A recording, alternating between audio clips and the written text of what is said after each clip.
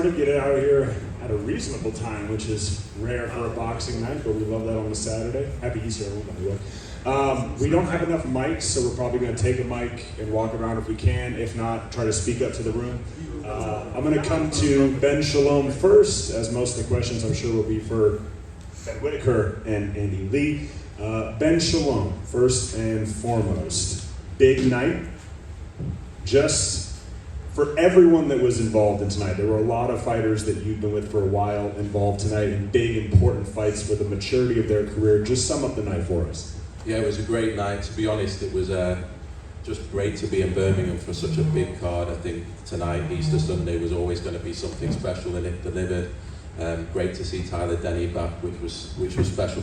But shout out to Fraser Clark, because what he went through on October the 12th and what he's had to deal with since, he's come back this quickly and just done that, and you saw the demon sort of leave him after that knockout, which was a great performance. And then Sam Eggington, but then the big man, Ben Whittaker, who has had to put up with all kinds of shit, and the way he came in, the way he didn't let it go to his head, his heart. It was inspiring, I think, for anyone associated with him to see what he's gone through and to see a performance like that under the highest of pressure. And he just showed his levels, and we've always said he's a superstar. He is a superstar. He's the next superstar in British boxing, whether people like it or not. And yeah, very, very proud of him. Unbelievable night, and thank you to the media, thank you to the fans that were here tonight to witness what I believe will be a very, very memorable moment in one of the standout careers of this generation. It was very special. Ben, when you have someone that is rising this quickly, building a profile this quickly, his 9th fight sold out, this arena here in Birmingham, I'm curious, we're all curious what the viewership numbers are going to be on Sky, obviously huge on Easter Sunday, but when you have someone like that, is it difficult to pace him? Because everyone's saying, throw him in here, we need to see him here. Yeah, look, people, when all the top athletes in every walk of life, people want to drag them down, particularly in boxing. And he's gone so quickly, so high, so quickly. And I said at the time on October the 12th, I think it happened for a reason. I really, truly believe that.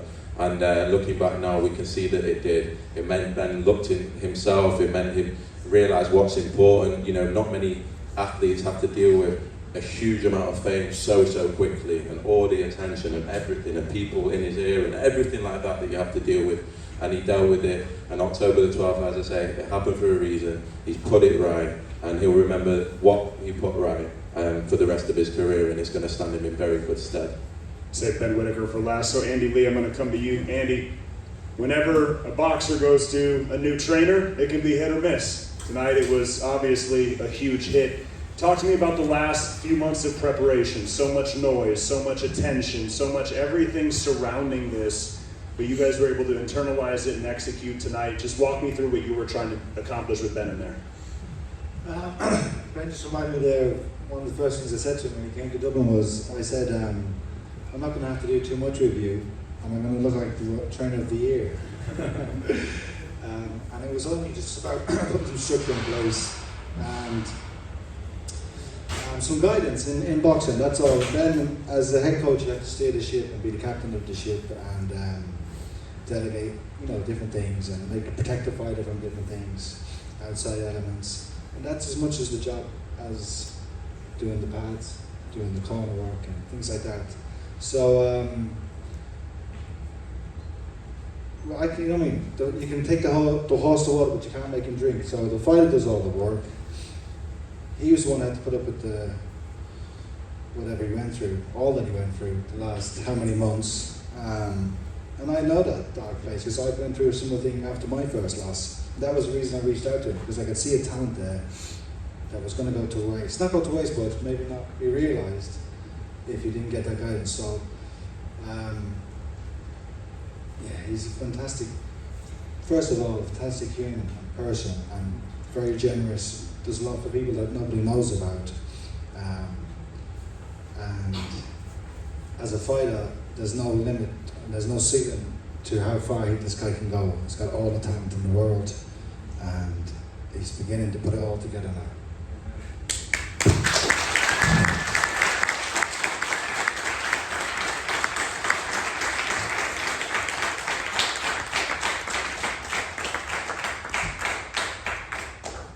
you need a moment, I'll come to you. I feel like now's the time to ask you a passionate question. Ben, someone of your profile that's grown this quickly. You've dealt with a lot outside of just the boxing. Attention, media, memes, internet, social media, and you internalized it all. You went to Coach Andy Lee, you separated yourself from it all. Just for all of us here, how are you doing now, and how does tonight feel? Truthfully, nothing's changed, if I'm honest. I knew I should be doing that to people like Liam Cameron, no disrespect. But it was the 6 months out, you know, little things.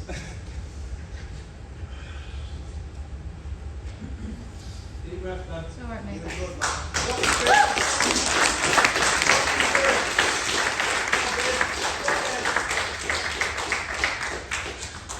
Stuff like my brother had 2 daughters, and I couldn't really enjoy it too much because what I was going through online.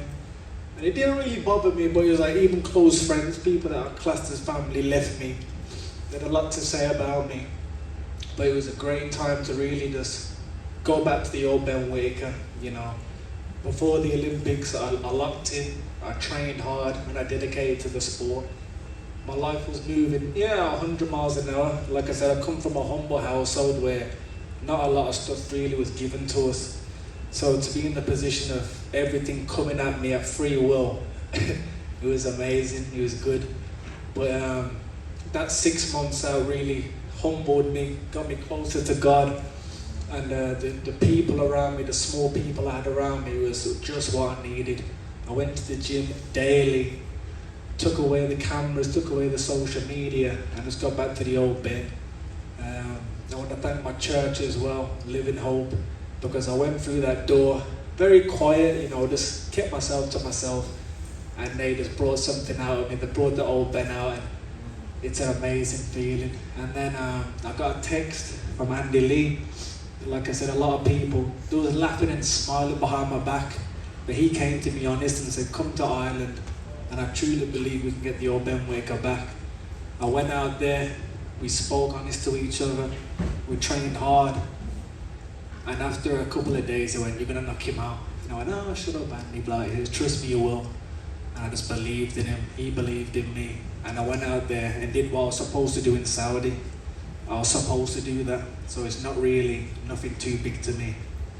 And glory to God. Amen.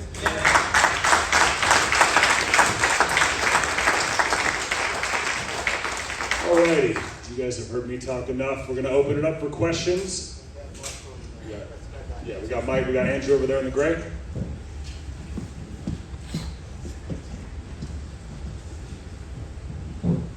Hi Ben, do you remember on October 12th, the first Liam Cameron fight, and I noticed you had Psalm 118:6 on your neck. The Lord is with me, I will not be afraid. What can mere mortals do to me? You've got Jesus as King on your robe, the gospel choir, gave all praise to God there. How much of your faith led you to this victory tonight? Like I said, my lifestyle was moving 100 miles an hour, so I would always ask God, oh, please can I win, but it wasn't really from my heart, it wasn't really from my soul. And that time away, I just stayed with my family, stayed with my close family, went to a church, and something just clicked. I said, this is where I belong, this is where I'm supposed to be. And I've never been so happy where I am right now, if I'm honest. I've got a great coach, I've got a great small team, I go to church weekly, and I'm just where I'm supposed to be right now. It's amazing feeling. Look, definitely the perfect way to silence all the doubters and the haters and all the critics. I guess 2-part question. The last 6 months obviously has been really tough. How have you really been able to sort of tune a lot of that out? I mean, the social media is vast, it's very hard to kind of, get away from it another time. How did you deal with that? But then also in the ring, what did you see in Cameron that allowed you to set up that shot? Well, firstly, most of them won't say it to my face. Do you know what I mean? I know a lot of people probably said things about me even in this room, but they won't say it to my face, and that's the thing. But that 6 months, I needed it. Honestly, I needed it and I liked it. I was able to just, like I said, I went to the gym daily. Was just training on my own. I was going to the Wrekin when it was snowing, running up there on my own, and I thought, it's going to be great when I'm back. It's going to be great when I'm back. And that's what I kept telling myself. When I'm back, it will be a great night. And I'm back, baby. As you talk sports, Ben, you've been hounded by pundits, by fans. You've been labelled a quitter, that you can't punch, even to the point of being booed into the ring. What did it kind of mean, not only to get the message across, but in such an emphatic style? What's the most overriding emotion that you're feeling in the moment? Yeah, if you saw the build-up, I didn't really need to talk. I knew this would happen. I should have done that too in Saudi, but I did a lot of things wrong. If you saw the gloves are off, I said I did a lot of things wrong. And I won't tell you what it is, but I just wasn't doing the right things I should have been doing. And the performance showed it. But I'd rather that happened then, later on in my career. Me and Andy, we had a great camp. I got to shout out my sparring partners, Steve, and I can't say the Irish name, what is it? Cole. Cafe. Cahill. That's a Cahill. I'm still learning my Irish, but there's a lot more people too, but they was my main sparring partners, and Steve, he's fought for a world title himself, and he said, trust me, baby, you got the skills. That's it, skills pay the bills, baby. And we just knew what we would do to him, and it wasn't a surprise to me. Brought it back to reality. Tell him again.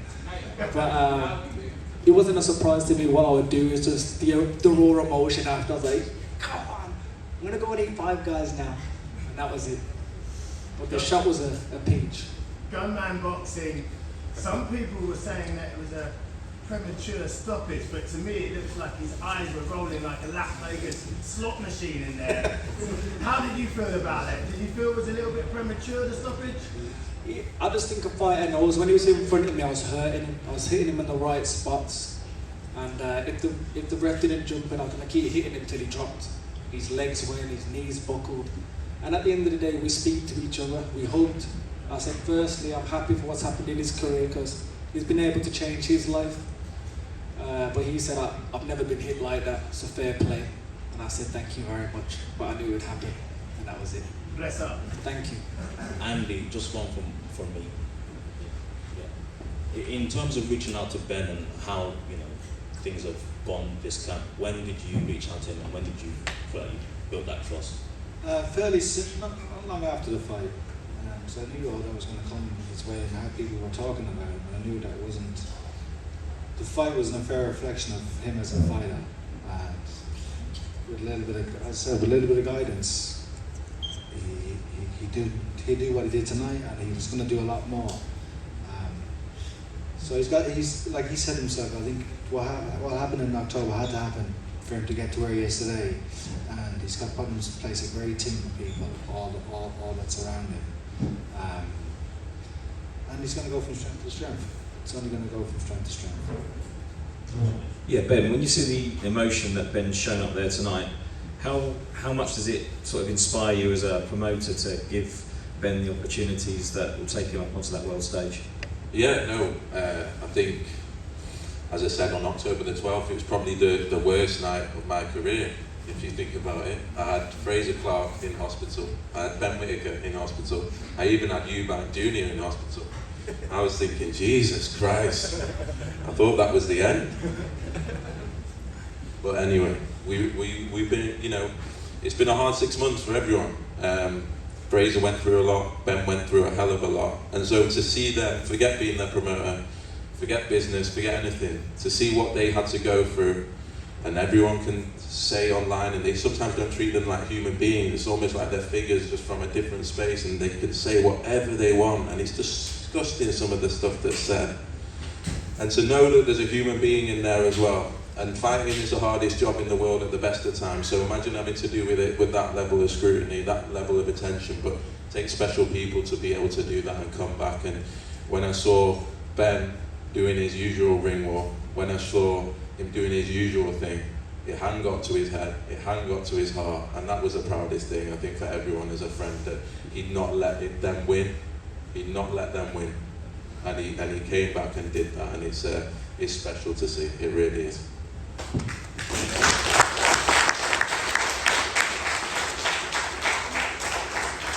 Whittaker, this one's for you. Firstly, I'm an amateur coach, so I teach young lads, I teach young women, and I think I just want to say thank you for sharing emotion. I think young men need to see healthy masculinity, they need to see men cry, they need to know as young athletes that it's okay to feel when win, lose, whatever happens. So thank you for doing that and being so honest. It's really, really powerful. My question is around that really.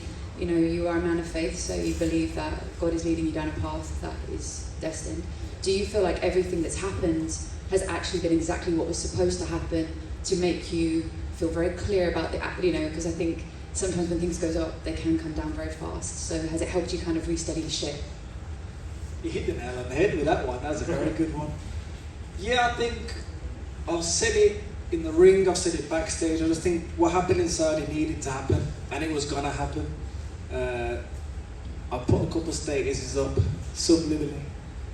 It's already written, and I think my career is already written. That was supposed to happen to open up a bigger door for me. And I don't want to sit up here crying and getting emotional, but I'm a human. And it's good to show your emotions. I've got a great family, but I wouldn't cry in front of them like that. I've got a great brother, but I wouldn't really cry in front of him like that. I've got a great girlfriend and a coach and friends, but I wouldn't cry in front of them like that. But maybe Jesus wanted me to cry in front of all you lot. But yeah, I'm just very thankful. Like I said, I'm not getting too big for my boots and thinking that was the best and being end all, because at the end of the day I was supposed to do that. So for me it's, yeah, it was a nice night, but I'm going to go back, chill out, eat, and get back to it with Andy, because at the end of the day the job's not finished. All right, we back corner over here, 13. Ben.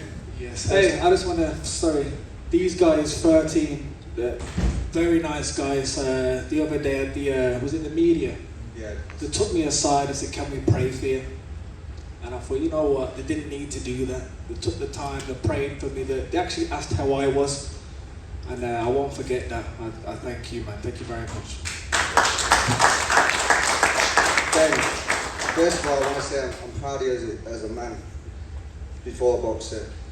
Only you know what it's like to walk in them shoes, to go from, as you put it, 30,000 to 3 million. The Bible says, no weapon formed against you shall prosper. But it doesn't say a weapon shall not be formed. It just says it shall not prosper. It didn't prosper. Leading on to my questions about the jab tonight, I saw two nice smooth jabs. I saw a power jab and I saw a touch jab. You know, baby. Yeah. Now explain that to us, because I haven't seen that in your game before. I can't give it all away. But the mastermind beside me just brought it out. And not only that, my dad's very behind the scenes, but he's a great asset to my boxing. If it wasn't for him, I wouldn't be where I am now. He told me, you'll beat this guy in jab alone. You've been boxing kids like this since you were 7. And that's all he installed into me. He's like, come on, man. Saudi shouldn't have happened. Go out there and be you, and you'll beat him up. And that's what I did. So I got to thank them two men there. But the jab was beautiful. As soon as I saw the blood trickling down, I said, yeah, we've got him. And that was it. Thank you very much as well. We got our last question. Ed, do we have the mic? Also, the blood grew my nice boots as well, so I'm a bit happy. Ben, just a final one. Will you be doing the majority of your camps in Ireland now to get away from all the distractions and noise of England? Yeah, I've got the traveller pass now. I'm part of the community, so I'm out there. I love it out there. I was very fortunate, you know, Andy, he allowed me to see his family, see his lovely wife, see his kids, and it was the move I needed. I've got a great gym at home, I've got everything there, but it was just too comfortable. I'm at Ballybrat now. I'm a Ballybrat boy. I'm out there nice and comfortable, and it's just home from home. It's not too far. There's no distractions. Nobody really knows me, so I don't have to get a haircut and things like that. I can walk around like a grizzly bear. But it was amazing. I really like Ireland, and I can't wait to go back. All right, everyone, we're going to wrap up. Ben needs to get some five guys. I just want to thank all my team. I want to thank Andy. I might forget someone, so I'm sorry, but I want to thank Andy, the cook, man, Tommy. I want to thank John Pegg as well for jumping in. My brother Jamie Whittaker, my strength and conditioning coach. Will, my manager. My dad, Tony Wilson. Liam Burton, he did a lot for me in the camp. Very good friend of mine. Who else? There's someone else. Scott, my nutritionist. My girlfriend, Heather McCall. My dad, Anthony Wilson. Jack, he looked after me too. Who else? Mowat, the man with the plan. He goes through my contracts, he don't mess up. Ben Shalom, and all my sparring partners and things like that. Like I said, the church, they did a great job with me. And it's only up from here, we don't slow down. And I said I was going to say this, but here we go. Everybody that picked that side, stay on that side. It's the surgeon time, baby.